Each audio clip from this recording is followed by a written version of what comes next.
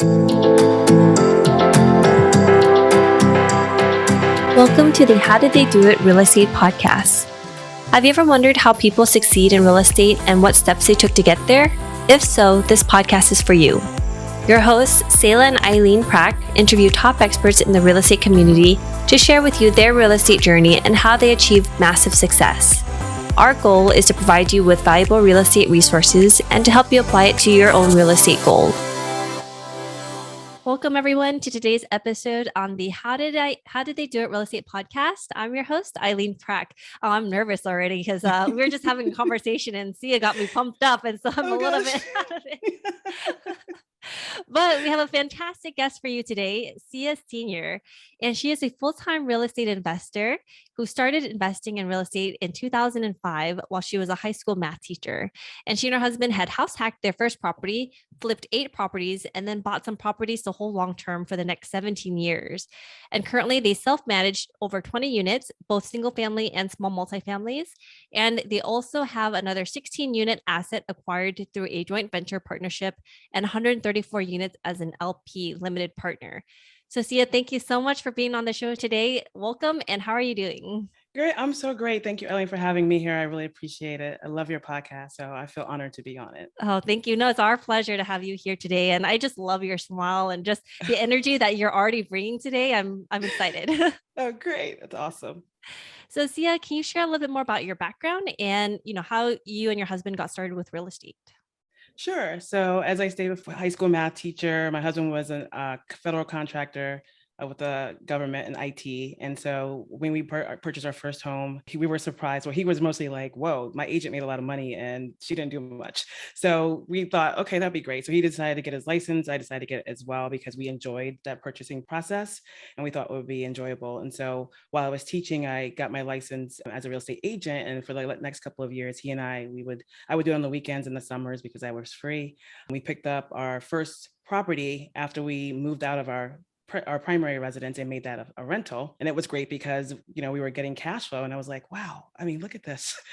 We still had a home, we had full-time jobs, and that cash flow coming in from the first rental was awesome. And so we proceeded to pick up a number of other rentals. We were really into flip. I loved HGTV. So we were able to pick up some properties that needed some work done in the DC and Baltimore area, which is where we live, and did those flips with a contracting partner. And then, from there, continued to add to our portfolio until about 2008, he went full-time, 6, 7, 8, he went full-time into real estate. And I kept teaching until 2015, when I realized between doing the rentals, showing the properties, managing my 3 kids, and teaching classes, it was a lot to do. So I gave up teaching at 2015 and went full-time into managing our properties and doing the other real estate activities. And so here we are now. We just last year, at the end of the year, after networking, connected with some great people to do a joint venture, the 16-unit in Tennessee, and then also do a small LP investment in Houston for 134 units. So it's been a great experience so far.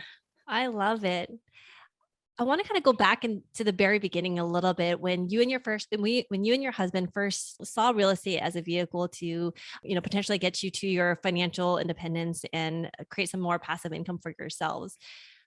When you decided to get into it, was there a conversation where both of you decided to do real estate together, or where one was going to focus on it more than the other? Just kind of curious from a spouse perspective and that conversation. How did that kind of go about and how did that happen?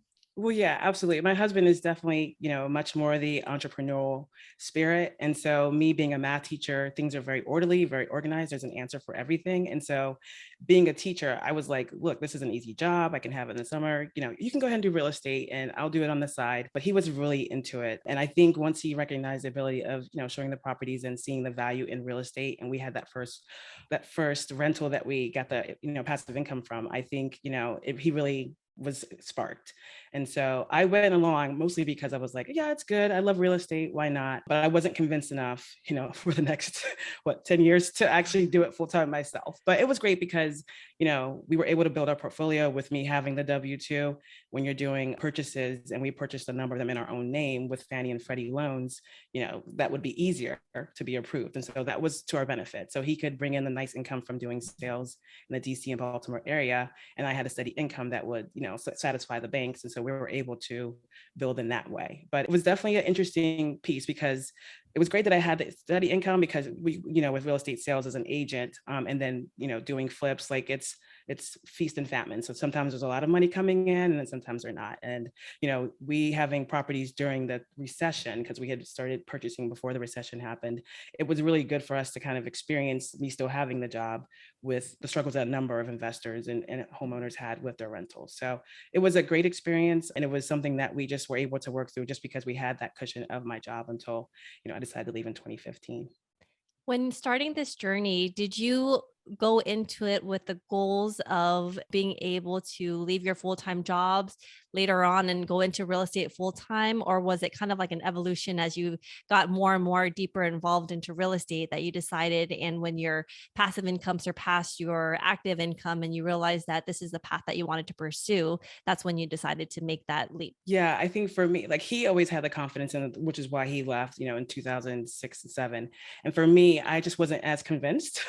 And there was a mindset for me of like, okay, this is steady income. So no matter what happens with the rentals, if we decide not to sell a couple of, do a couple of real estate sales, not listing and not having buyers, we can still take care of ourselves and the family. And so for me, I needed a significant amount of passive income to come through for it to happen. Part of that too was like my desire to like, make sure my family's taken care of health wise. And so health insurance, especially when you're a public school teacher, is like, it's awesome. You know what I mean? Like you pay very little. And so the idea of having to, pay for our own health insurance and COBRA was for me like a challenge, just because I know we could afford it, but I didn't necessarily want to give up the ease of having, that taken care of in case there was an emergency. But I also recognized in talking to him that, my time was so spread that I couldn't really give attention and really have the potential to help grow our business if I was managing multiple things. And so, after him talking to me a little bit and us, working out and looking at the numbers, recognizing like if I were to go full time into this,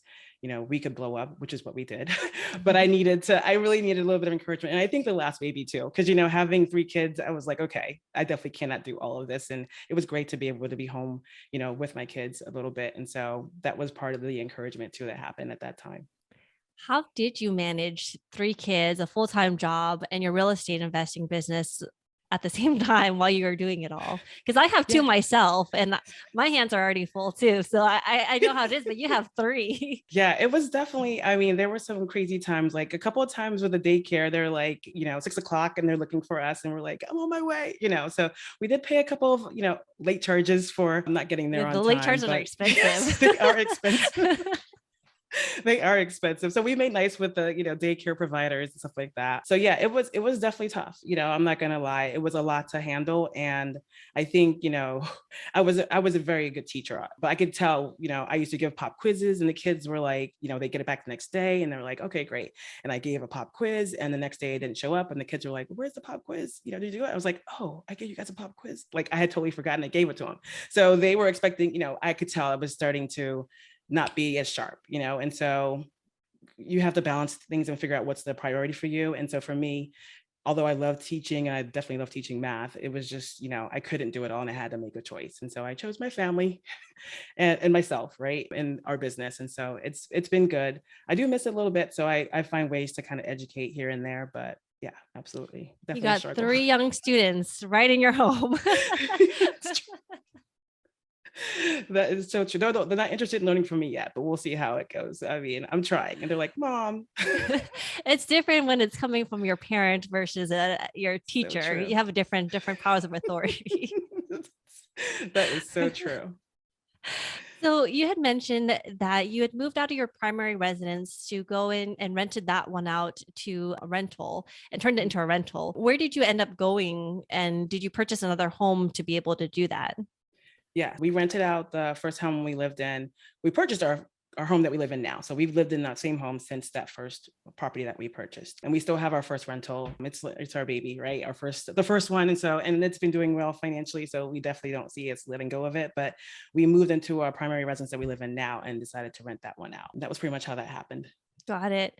And then how did you decide to get into the fix and flips? And what were some of the things that you had to overcome when moving into that business model? Right. So for us, we had made some connections with other investors.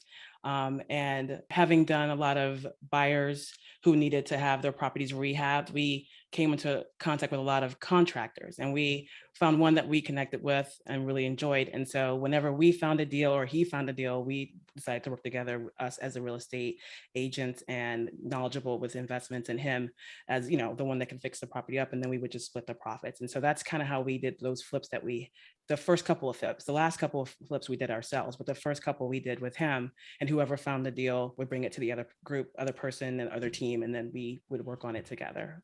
So that's how we did that. I see. And did both sides contribute to the equity part of it and to be able to do the rehab?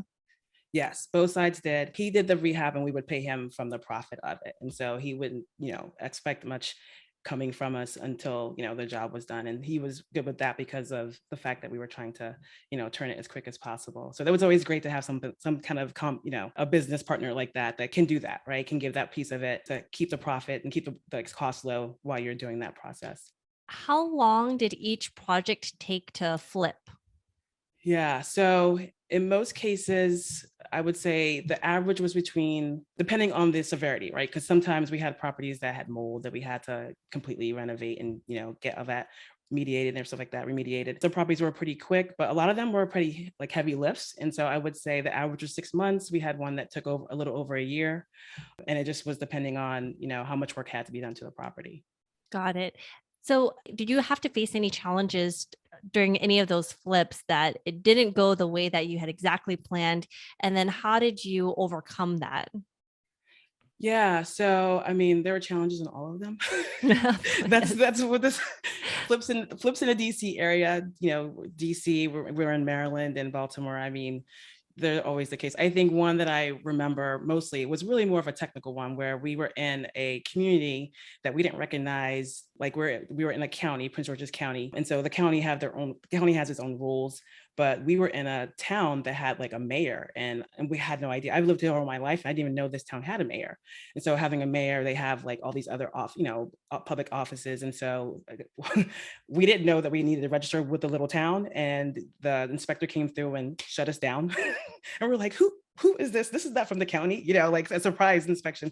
So we had to work through that, which was okay. It just took a little bit longer because if you're a smaller town, especially even in DC area, like they don't meet all the time. Their offices aren't always open. So we have to wait until they feel like going into the office. So that was a pain in the butt, but that's just part of the process, and so it was good that we had a contractor with us because he could still send his guys to other places. And so it wasn't like we were losing money. And I mean, we are, but not in that horribly, right? So they could still be working. And so we just kind of had to like roll with the punches till we could get back in communication with the officials and, mea culpa, sorry, kind of thing, and get in line with them. But that was probably the biggest. I mean, the other stuff is when you find things and you just have to kind of deal with it and fix it. But, that was probably the biggest one because it was a surprise, and something that we did not expect. Did you end up still making a profit on that property? Yeah, we made a profit on all of our properties. And I think that's because of the way we operate. A lot of the properties that we pick up, whether they're long-term holds or they're the flips that we had, are usually from auctions or they're distressed in some kind of way. And that is just like how we've been operating to make money, right? And so we tend not to buy the ones that are MLS unless they've been on MLS for 60, 70, 80, 100 a year. We go for those types of properties because someone doesn't want them for a reason. So we can, we take them. And so that's how we've been, that's been our way of purchasing properties in general. So we still made a profit, even though it took a little bit longer. When you're purchasing a distressed properties, it does come with a little bit additional, I would say, love and attention that would be needed for those properties. How did you protect yourselves on that end from a financial standpoint to make sure that you were able to accommodate anything that you might not have accounted for when doing your initial due diligence? Right. So we, when we're looking at properties, we first determine if it's going to be a flip, or if it's going to be a long-term hold. That is how we, once we decide on that, we look at the calculations to see what's the max that we're willing to pay given the worst case scenario. So whenever we purchase a property, we just assume like there's a tenant living in the property. It's sometimes we're able to evaluate the property by looking in the windows and other places to get inside to see. And sometimes it's open that we can go in and see. You're like peeking. But yeah. You're like, anybody home? Okay, so we do some of that stuff. I'll be honest, to get a good idea about like what kinds of things we need to take into account and that we're going to have to fix and that kind of stuff. And so getting a good kind of, and we've done it long enough that we can kind of drive by and say, okay, no HVAC in the back. Oh, there's HVAC and there's the thing in the back. So we are able to evaluate from the outside and sometimes looking in to see how much work might need to be done. And then we go with the worst case scenario. And then that's where we put our max purchase price so that we can still make a profit if the worst is happening, and usually it's not the worst case, which is great. But if it is, then we've accounted for that. So you also self-manage now your long-term hold properties. How do you keep everything organized? And what were some of the things that you had to set up initially to be able to manage all of these successfully? Yeah. So initially, my husband was managing when I was teaching full time. I would do a little bit on the side, but he was really managing them, and he was trying his best. But I had to come in and organize a little bit. I'm just You're gonna like, you give him get a credit. gold star. But I had to come in and, the new sheriff in town and clean things up a little bit. And so I got us, on a software so that we could look at all the rentals, and put them in there and manage them online using the software as opposed to a piece of paper and kind of stuff. I, communicated with all the residents about the new setup, the new systems, how you can get into the portal and look at things. And so it took a lot of time doing that, right? Onboarding the information and communicating to the tenants about here's how you can, file a repair request. Here's how you can see what your balance is. Here's how you can communicate with us. Don't text anymore. Use the system here. Don't call us at night, unless it's an emergency, obviously. But just really, and then communicating that with them. And so I think we've been successful because we learned the hard way in the beginning when we only had a couple of rentals and, weren't as good at picking the tenants, which was great because I'd rather get those lessons early on and have, 2 or 3 or 4 rentals than to have 20 plus and still be learning. So we took our hits with the with the first couple of rentals and learned our lessons to be able to operate and manage efficiently. So when you're self-managing, you're also dealing one-on-one with the tenants and the communicating aspect of it.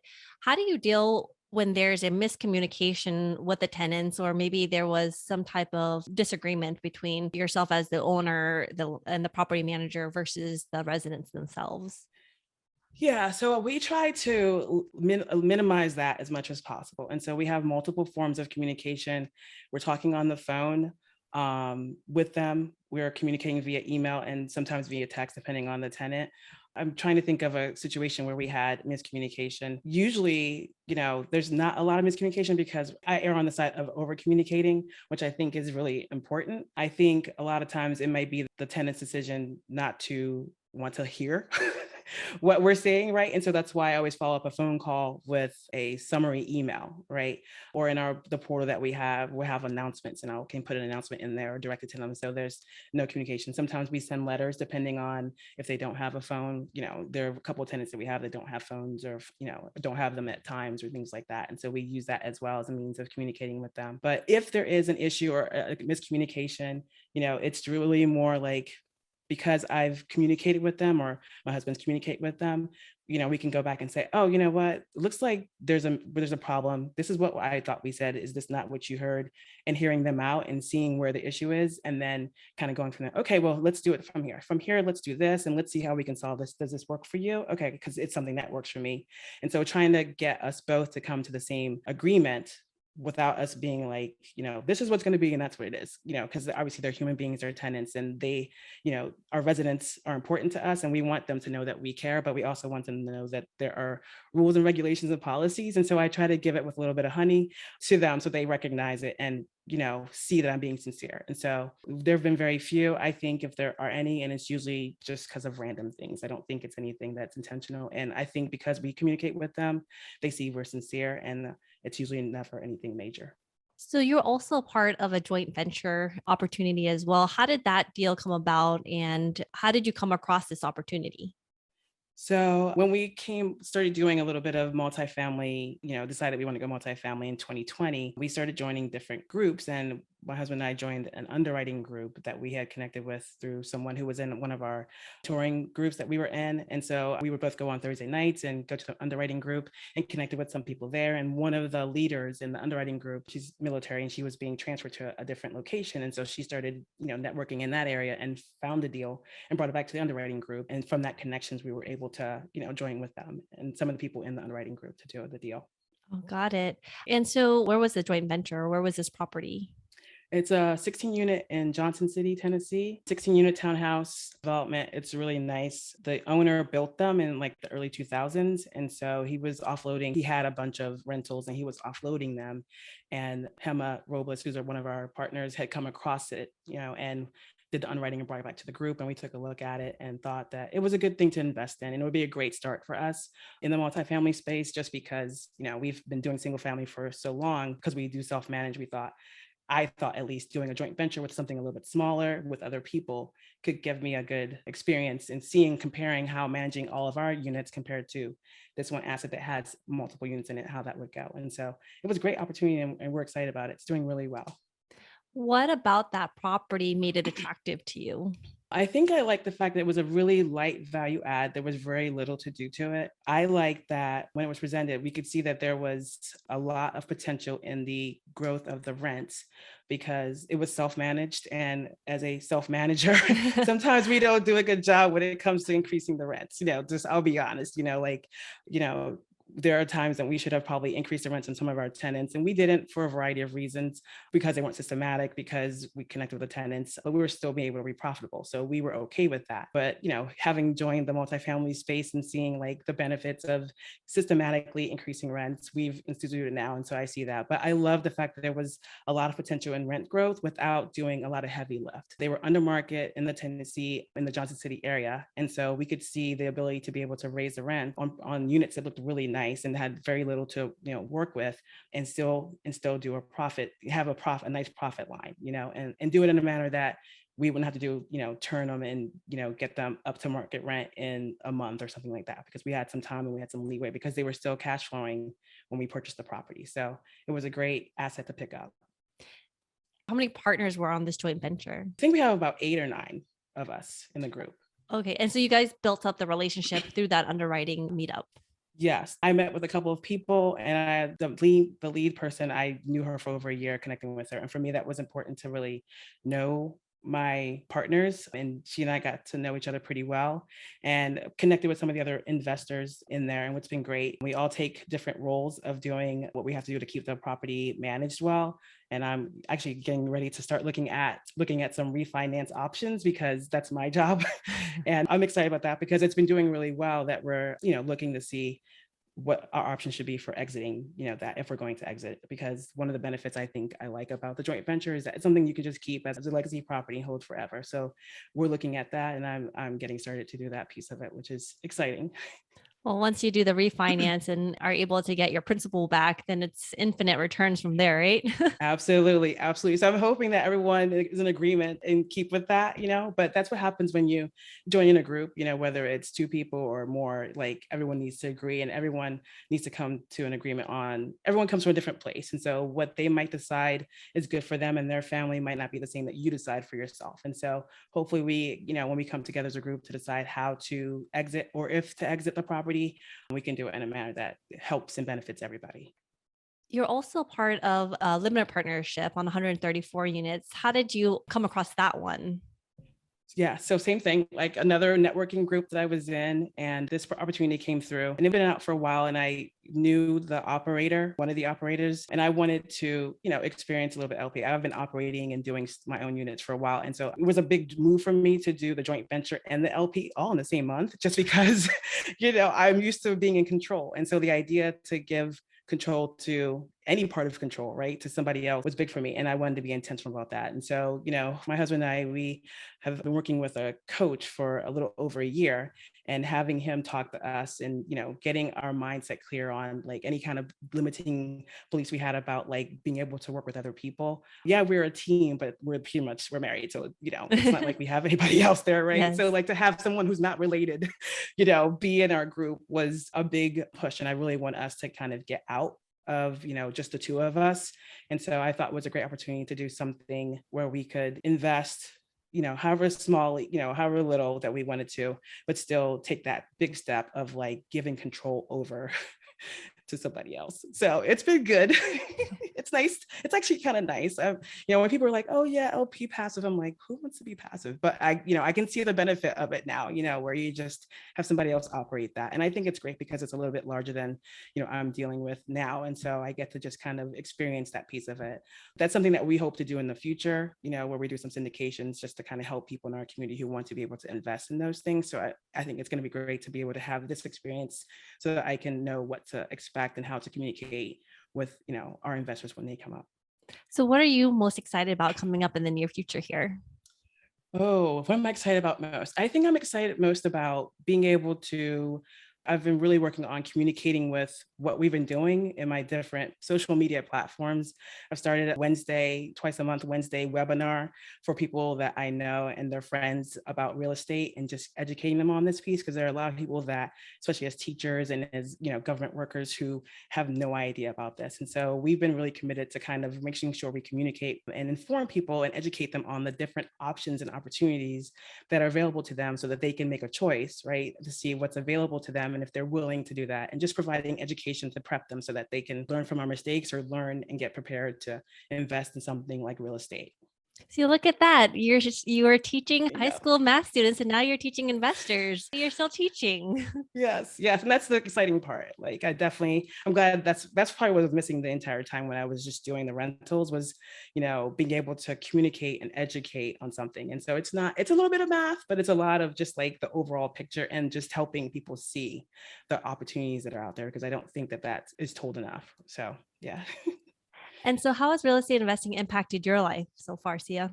So I think the impact has been incredible. I think that we're blessed to be able to, financially support causes that we believe in, support family members that might need help, support people that are in need, and provide a great foundation for our kids. And so for me, real estate has opened up a lot of opportunities that I think are going to be helping generations, whether it's generations of our family or people that we communicate with and inform and help educate to get into this. So it's been awesome. And what is the one thing that you know now about real estate that you wish you knew when you first started? So the one thing I wish I knew was that, I needed to start sooner. I really kind of like, I could just see, the missed opportunities from my limiting beliefs and, not being like, oh, real estate, that's very risky, kind of thing. And just recognizing that had I been a little bit more informed and educated, like I would have started much sooner and we would be, much further along than we are now, which we are okay. But, time is really on your side when you start early. And so that's what I've been doing, communicating with my students and my kids and, letting them know that today is the day to get started. And what is the one thing that sets the successful people apart in real estate? I think successful people in real estate are the ones that continue and commit to their goals, whether it's through highs and lows. When we were investing in real estate and we first started out, things were really nice, 2005, 2006, and then came the recession, but we kept doing what we had organized and committed to ourselves in the beginning. And so we kept investing, we kept operating, even though times were tough, and so I think that's what made the difference in people who are successful, because even through the tough times, you stick with your goals and your plans and you just roll with the punches, and if it means you have to stop for a second to kind of pick everything up and get going, that you continue through that challenge. And so successful people keep going. I want to ask a quick follow up to that really quick about, especially when you're on this entrepreneurship journey, real estate investing, oftentimes you're going to come across things that don't go as expected. You're going to face disappointment, challenges, financial hardships. For you, what keeps driving you to move forward and to go past those hardships and keep your eyes on the future and what could be? Right. So I think for me, the biggest thing is whenever we ran into an issue, whether it be with the rental property or a flip or just the real estate, the real estate market in 2008, and, was just the knowing that like, okay, tomorrow's a new day. And so I am able to, the next day, tomorrow, do something to impact what, my future. And so for me, that was the biggest thing, like recognizing that, like, yes, we've had some rough stuff. Oh, that was a bad day yesterday, but what can we do different today to make up for that one or to address that one so we can continue on? So that's probably the biggest thing I would say. Awesome. Well, Sia, for our listeners out there who also want to join you on this journey, learn more about what you're doing in the space, where's the best place that they can go? I think the best place is our website, which is arrowheadcap.com. We have a couple of resources on there, the webinars I talked about. I also have a Facebook group, the Sage and Stewart Real Estate Investing, which talks about, wise investing and being good stewards of what you get when you're investing. And so that would be a great place to find me. Also on LinkedIn, Sia Senior. I like to post there sometimes too. So that's also a great place to find me. Awesome. Well, thank you so much, Sia. I really enjoyed this conversation with you. And I'm so glad that we got to meet and connect. Yes, absolutely. Thank you so much. I really appreciate the opportunity. And thank you for listening to our podcast today, brought to you by Bonavest Capital. We would really appreciate it if you can go to iTunes right now and leave a rating and written review.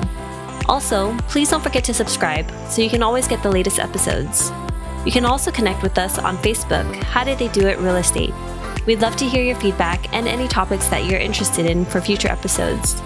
Lastly, to learn more about us, you can go to bonavestcapital.com and fill out the Contact Us page so you can speak to us directly. Nothing on the show should be considered as specific personal advice. Please consult your legal, tax, and real estate professionals for individualized advice.